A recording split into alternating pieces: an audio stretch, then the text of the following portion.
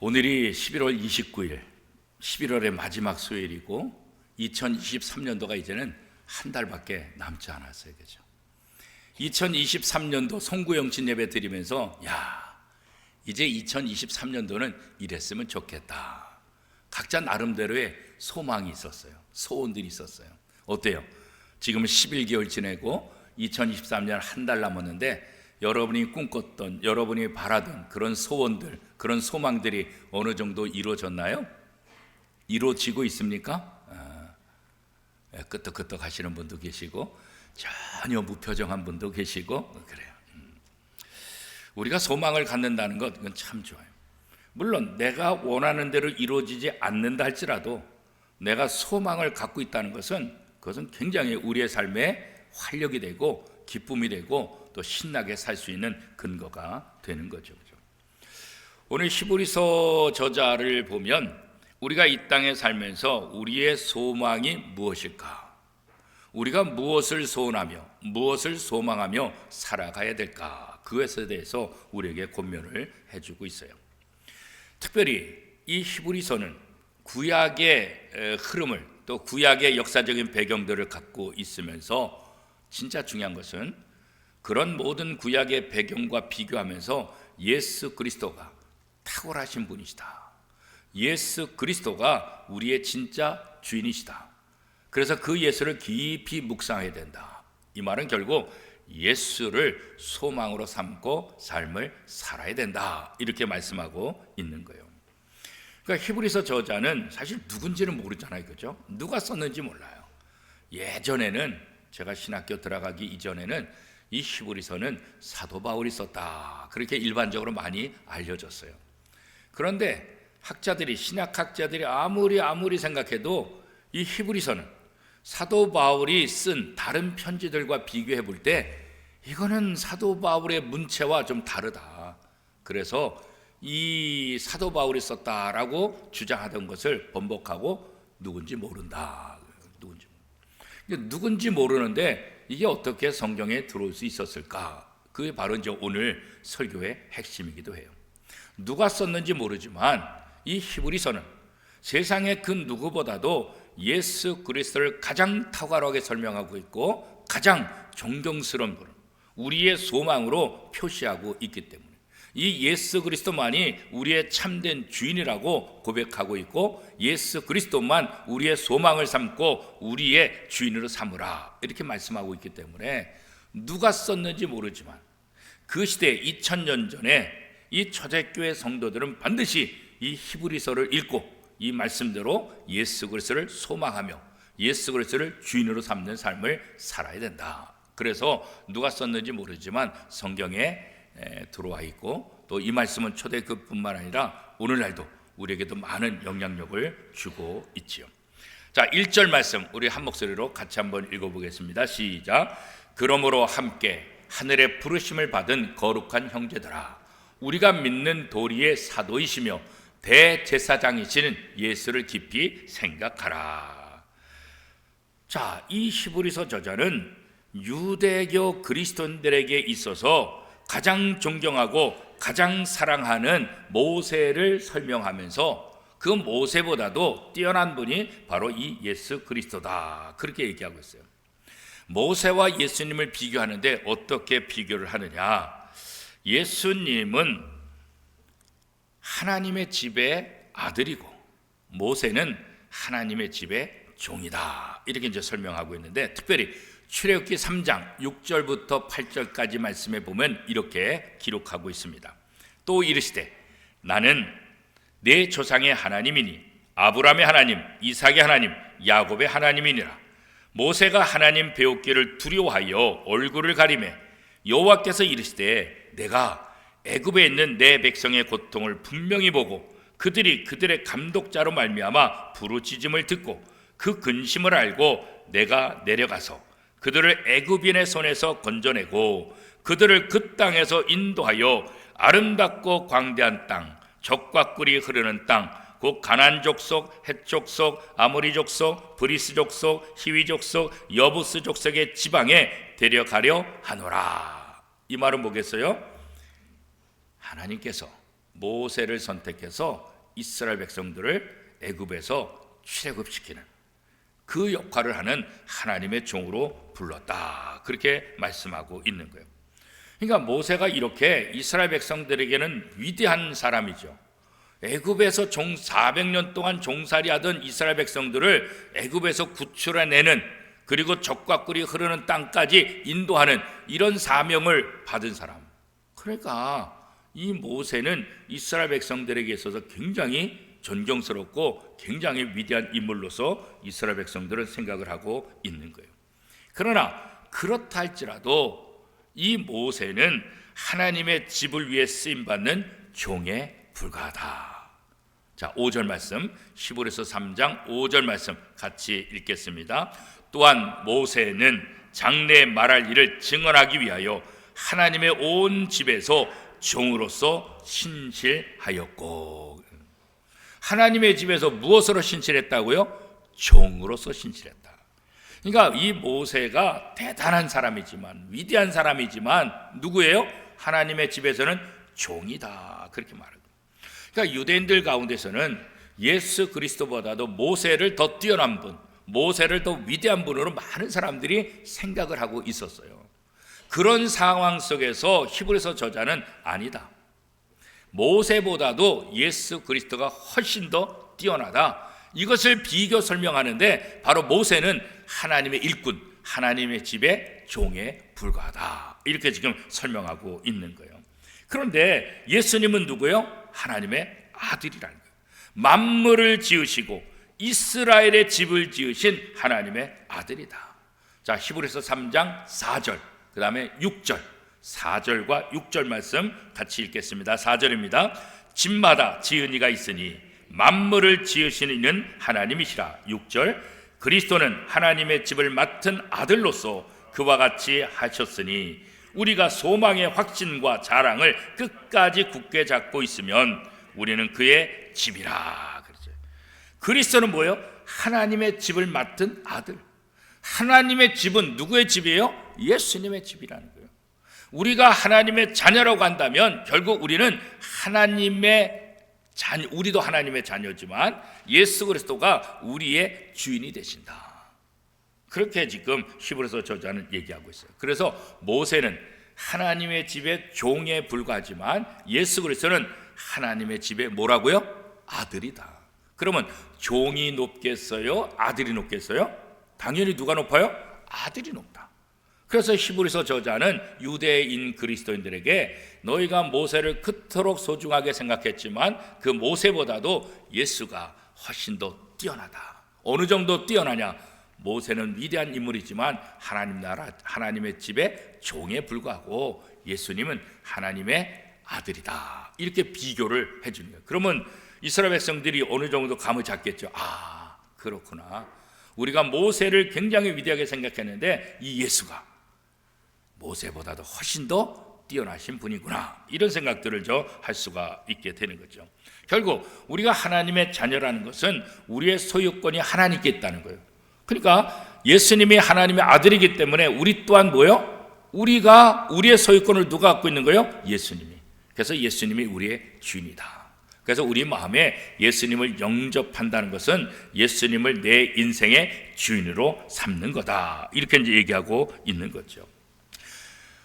이것은 마치 모세가 위대한 인물이지만 하나님의 일꾼, 하나님의 종에 불과하다. 이것은 마리아도 마찬가지예요. 마리아도.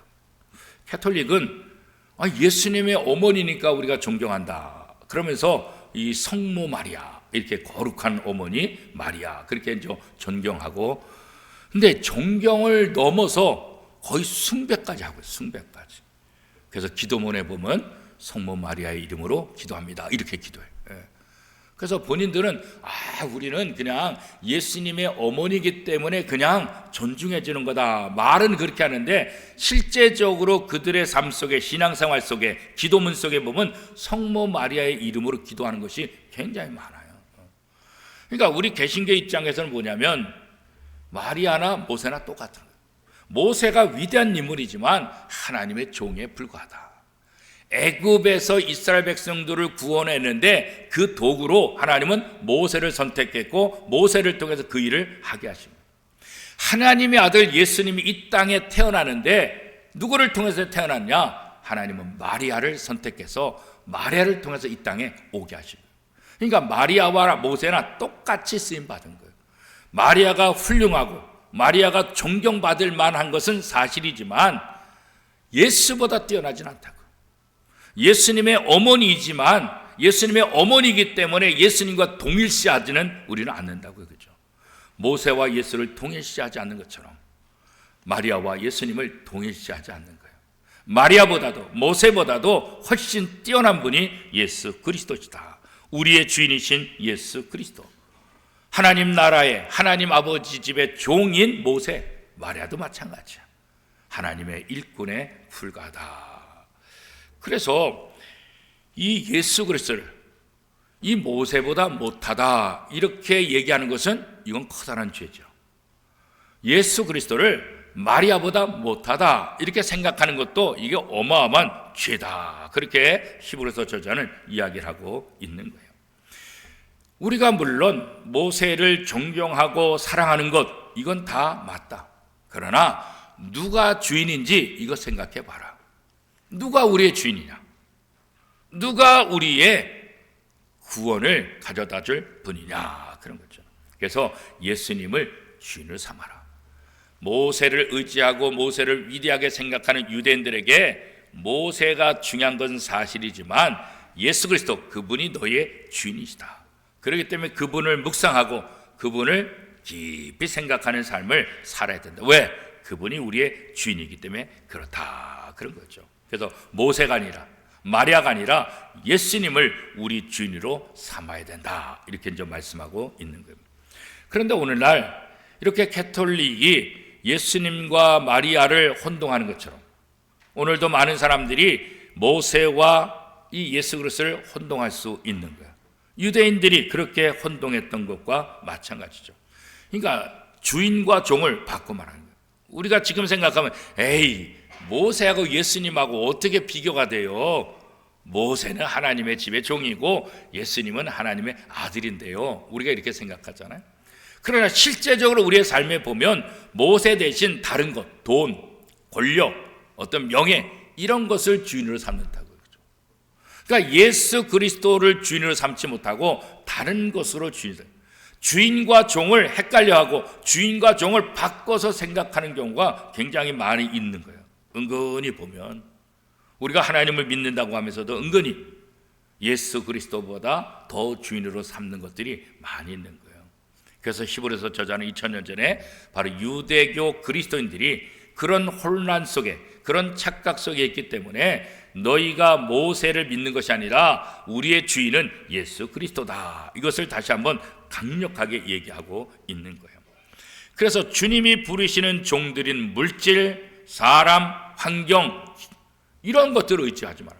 그는 하나님의 종들이고 하나님이 쓰시는 그런 도구에 불과하지 그것이 우리의 주인이 절대로 될 수가 없다. 주객이 전도되어서는 안 된다. 우리가 그런 얘기를 많이 하고 있잖아요. 그렇기 때문에 우리의 주인이신 예수 그리스도를 깊이 생각하고 그 예수 그리스도를 소망하며 살아야 된다. 이렇게 말씀하고 있는 거죠. 자, 이 모세의 이야기를 하면서 히브리서 저자는 어디로 자연스럽게 넘어가냐면 출애굽 사건으로 넘어가고 있어요. 자, 8절 말씀 우리 같이 한번 읽어보겠습니다. 시작. 광야에서 시험하던 날에 거역하던 것 같이 너희 마음을 완고하게 하지 말라. 자, 이 광야에서 이스라엘 백성들이 어떻게 했어요? 하나님의 말씀을 거부하잖아요. 모세를 죽이려 하잖아요. 신앙이 변질되잖아요. 처음부터 이스라엘 백성들이 변질된 신앙을 가졌나? 그렇지 않았어요. 이 출애굽 사건을 통해서 하나님을 신뢰했어요. 하나님의 말씀을 믿었어요. 그러니까 다 따라 나왔지. 그렇지 않으면 어떻게 따라 나왔겠어요? 그렇죠? 하나님을 신뢰하니까 따라 나온 거예요. 그러나 광야 생활을 하면서 예기치 못한 어려움들, 고난들을 만나다 보니까 하나님을 신뢰하는 것에서 점점 멀어지게 되는 거예요. 그래서 이 광야에서 시험하던 날에 거역하던 것 같이 너희 마음을 완고하게, 너희 조상들이 광야에서 하나님을 거역하던 그거 너희가 다 기억하지 않냐? 너희가 지금 그렇게 너희의 조상들이 광야에서 하나님을 거역하던 그런 모습을 닮아가지 말아라. 그 길을 따라가지 말아라. 그렇게 얘기하고 있어요. 이 부분은 시편 95편 7절에서 11절까지 또 잘 설명을 하고 있어요. 시편 95편 7절에서 11절까지 말씀해 보면 그는 우리의 하나님이시요 우리는 그가 기르시는 백성이며 그의 손이 돌보시는 양이기 때문이라.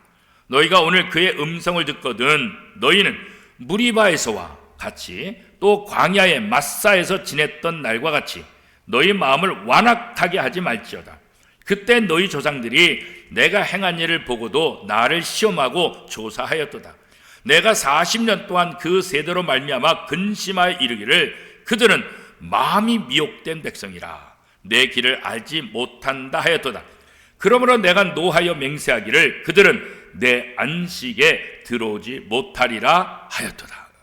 그게 광야에서 이 물 문제로 또 여러 가지 문제로 하나님을 신뢰하지 못하고 하나님에게 불평했던 그들을 향해서 하나님께서 뭐라고 말씀했어요? 내가 노하여 맹세하기를 그들은 내 안식에 들어오지 못할 것이다. 결국 이 광야에서 모든 사람들이 다 죽었잖아요. 여호수아 갈렙 외에는 애굽에서 나온 모든 사람들 중에서 가나안 땅에 들어간 사람은 단 2사람, 여호수아 갈렙 외에는 다 이 가나안 땅에 죽고 말았다. 이 시편의 말씀, 또 히브리서 저자의 말씀대로 그대로 다 안식에 들어가지 못했다. 그런 거예요. 오늘 우리도 마찬가지예요. 하나님의 은혜로 구원받았음에도 불구하고 그것을 망각하고 그 은혜를 잃어버리고 여전히 불평하는 우리의 모습이 있을 수 있어요. 예수 그리스도의 은혜를 깊이 체험하고 알면서도 우리가 힘들다는 것 때문에 어렵다는 것 때문에 여러 가지 문제가 있다는 것들 때문에 예수 그리스도를 나의 주인으로 삼지 못하고 다른 것들을 의지하고 싶어하는 그런 마음들이 있다는 거예요. 그게 뭐예요? 바로 완악한 마음들. 완고하지 말라 그렇게 말씀하고 있잖아요. 이 완고해지면 하나님의 말씀에 불순종하는 거예요. 자기의 고집과 자기의 욕심대로 살게 되는 거예요. 그래서 이 유대인들은 광야에서 뭐라 그랬어요? 야, 다시 애굽으로 돌아가자 이런 소리까지 했잖아요. 왜 우리가 이 광야에서 죽게 만드냐? 차라리 애굽에서 죽는 게 낫다. 애굽으로 돌아가자. 이런 정말 하나님의 약속을 신뢰하지 못하고 있죠. 하나님은 지금 이 이스라엘 백성들을 하나님이 오래전부터 세우신 적과 꿀이 흐르는 그 땅 하나님의 계획을 실현하기 위해서 이스라엘 백성들이 불순종하고 불평해도 끝까지 데리고 왔는데 이제 와서 야 우리가 다시 돌아가자. 하나님의 사역을 방해하는 하나님의 약속을 믿지 못하고 하나님을 우습게 여기게 되는 거죠. 결국 그 완악한 마음의 결과로 어떻게 됐어요? 40년 동안 이 광야에서 방황하다가 결국 그들은 이 광야에서 죽고 말았죠. 히브리서 3장 9절 말씀 같이 읽겠습니다. 거기서 너희 열조가 나를 시험하여 증험하고 40년 동안 나의 행사를 보았느니라. 40년 동안 하나님께서 이스라엘 백성들을 어떻게 도우셨는지 그거 다 봤어요. 누렸어요. 경험했어요. 그런데도 어떻게 했어요? 자, 11절 말씀 같이 한번 읽겠습니다. 시작. 내가 노하여 맹세한 바와 같이 그들은 내 안식에 들어오지 못하리라 하였느니라. 결국 하나님의 말씀에 불순종했던 이들은 시편 95편에 기록된 그대로 이 히브리서도 뭐라고 말하고 있어요? 결국 그들은 40년 동안 광야에서 방황하다가 하나님의 안식에 들어오지 못했다. 이렇게 말씀하고 안식을 얻을 수 있는 기회, 적과 꿀이 흐르는 그 땅에 들어갈 수 있는 기회를 얻었음에도 불구하고 하나님의 말씀에 불순종함으로 그 기회를 다 발로 차본 거죠. 우리 그런 말 하잖아요. 제 발로 복을 찼다고 그랬잖아요. 바로 이스라엘 백성들이 바로 그렇게 한 거죠. 마음이 완악해져서 하나님의 약속을 신뢰하지 못하는 거예요.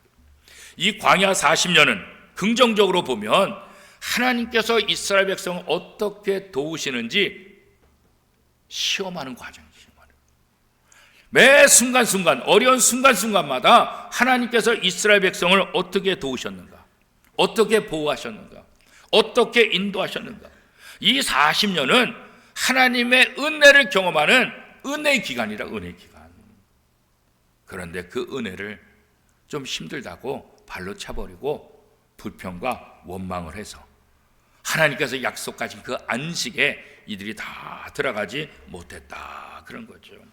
오늘 우리도 마찬가지.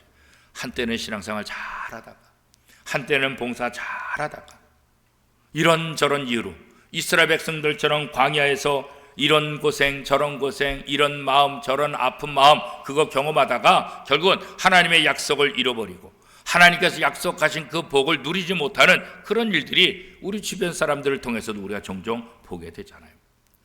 우리가 아무리 바쁘고 힘들다 할지라도 우리의 주인이 누구인가, 이거 잊어서는 안 된다는 거예요. 우리의 주인이 누군지 잊어버리기 때문에 우리가 방황하게 되는 거예요. 내 삶의 주인이 예수 그리스도다, 그분이 내 인생의 주인이시고 나는 그분만 푯대로 그분만을 바라보고 나가야 된다, 그런 생각을 하게 된다고 한다면 아무리 힘들다 할지라도 예수를 깊이 묵상하고 예수만 바라보며 달려갈 때 그 모든 고난과 아픔을 이겨낼 수가 있을 수 있잖아요. 그런데 하나님의 은혜를 망각한 거예요. 하나님의 베푸신 그 은혜의 놀라운 사건들을 다 잊어버리고 당장 눈앞에 있는 그 고통 때문에 하나님의 말씀에 불순종하는 일들을 하게 된다는 거죠. 그래서 히브리서 저자는 그런 경험이 있는 이 유대 백성들을 향해서 너희 조상들과 같이 그렇게 완고한 마음을 가지고 안식에 들어가지 못하는 그런 비참한 일이 있지 말아라. 그러기 위해서 너희들은 예수를 깊이 생각하는 삶을 살아야 된다, 그렇게 이제 말씀하고 있죠. 그러면 예수를 깊이 생각한다는 건 결국 예수 그리스도를 자신의 소망으로 삼고 살아야 된다. 그러면 예수님을 소망하며 산다는 것은 도대체 뭘 말하는 것과 다른 것 아니야. 하나님의 은혜를 기억하는 거야. 하나님께서 내게 베푸신 은혜를 기억하며 사는 것, 그것이 바로 예수님을 소망하며 사는 것. 예수님이 나를 위해서 십자가에 못 박히셔서 돌아가셔서 내 모든 죄가 용서함 받았다 그랬잖아요. 예수 그리스도의 거룩한 피로, 그 공로로 내가 구원받았고 내가 하나님의 자녀가 되었다. 이거 잊어버리면 안 된다. 이거 잊어버리면 완악해지는 거예요.